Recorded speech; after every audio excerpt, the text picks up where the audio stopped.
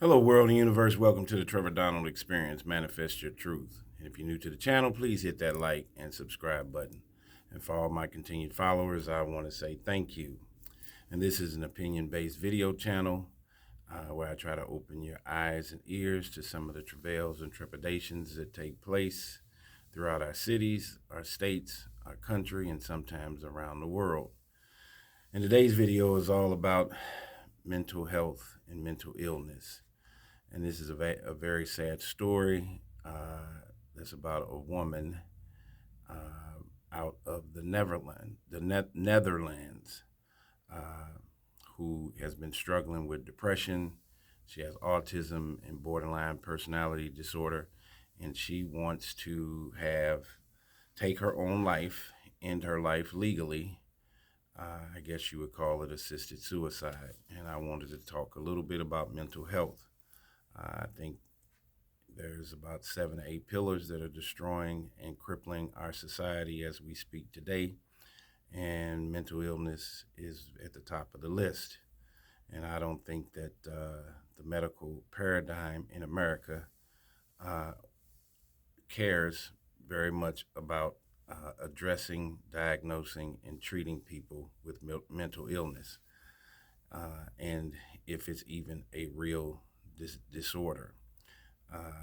I know it is, and I believe it is, and but I think many people in America, in the medical paradigm, believes that mental illness is not a major issue, and primarily probably because you can't see it on an X-ray, like a broken bone, like cancer, uh, but it should be at the top of the list, right up there with heart disease, cancer, diabetes, etc. So here we go. Physically healthy Dutch woman, 28 years old, decides to be euthanized due to crippling depression. A physically healthy 28-year-old Dutch woman has decided to legally end her life due to her struggles with crippling depression, autism, and borderline personality disorder. Zorea Tierbeek, who lives in a small village in the Netherlands near the German border, is scheduled to be euthanized in May, coming up next month, despite being in love with her 40-year-old boyfriend and living with 2 cats. Miss Terbeek, who once aspired to be a psychiatrist, has been dealing with mental health struggles throughout her life. She says she decided to be euthanized after her doctors told her there was nothing more we can do for you. It's never going to get any better. She says, I was always very clear that if it doesn't get better, I can't do this anymore, stated Ms. Zorea Tierbeek said. This is a very sad commentary, and but she's putting the power in her own hands, scheduling her assisted suicide or euthanasia, uh, and not wanting to deal with life anymore. And I found that this story was very meaningful, very interesting. They say statistically, I think it's like 360 million people in America, and they say, and the medical statistics show that about 20% of U.S. citizens deal with, fight, and struggle with depression or mental illness.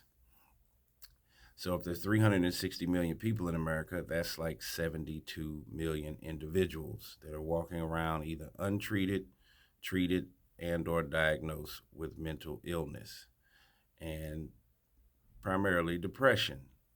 Well, throughout our life struggles, and I can be the first to tell you that I feel like I've suffered from depression.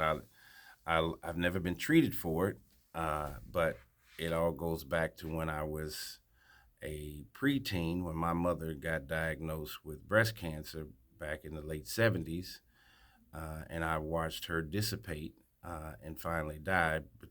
She got diagnosed when I was 9, and she died the day before my 13th birthday. And I had a little brother and a little sister that was around 6 or 7. So this is a personal commentary, and this story touches my heart because, as I said, I watched my mother go from a healthy woman down to just skin and bones. Her breast cancer metastasized to bone cancer, and you couldn't even touch her. She was in constant pain. And as I stated to you, she died a day before my 13th birthday.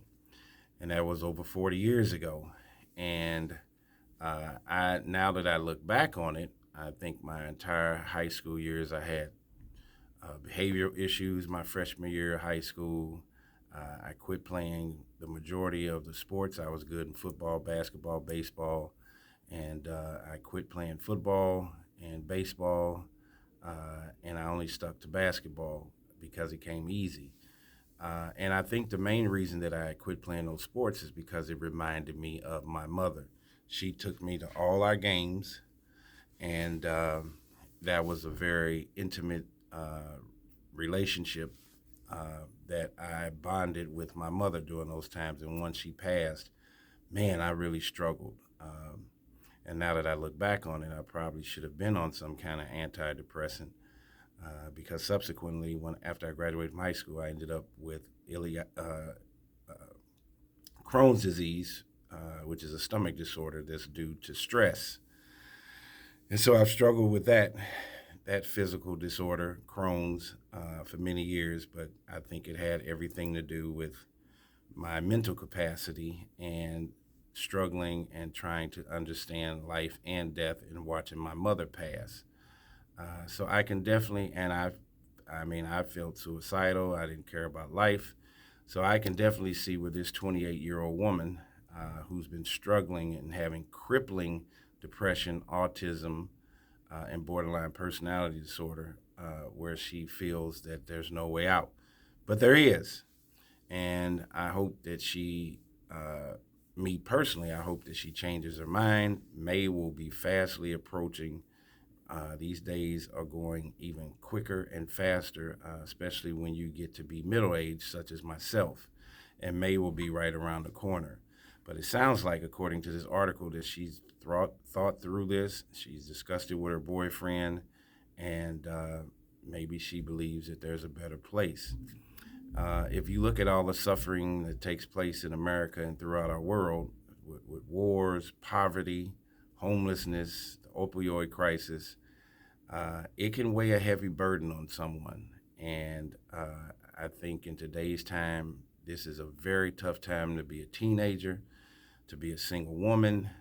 There's way too many fatherless homes. There's so much disruption and chaos that is taking place out here that I think the number of suicides, assisted suicides, or even, to me, people that are doing heinous criminal activity that could put their life at risk is a form of suicide also.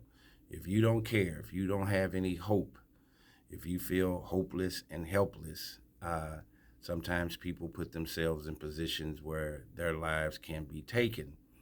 It doesn't always have to be by shooting yourself in the head or doing something to yourself personally. You could put yourself in a situation where somebody else does it and you check out. You have a lot of young people that are suffering from mental illness. People that are getting older are suffering from mental illness, facing and realizing that death is something that is a part of life. And sometimes people struggle with that. I think that on the medical paradigm, mental health issues should be at the very top in the treatment modalities for it. We are in a mental health crisis, especially in America, with all these shoplifting and looting. California is being decimated. Chicago is having its struggles. Philadelphia, New York. People are committing crimes on a regular basis. Assaults, gun violence, kids not wanting to go to school. There's so many distractions. Teenage kids, instead of going to school to learn, they're fighting. Kids are getting stabbed, murdered, and dealing with all of these adult issues. But the real question is, should she be allowed to have her own destiny and put it in her hands? Tell me what you think about this case on this Dutch woman that wants to commit suicide in May.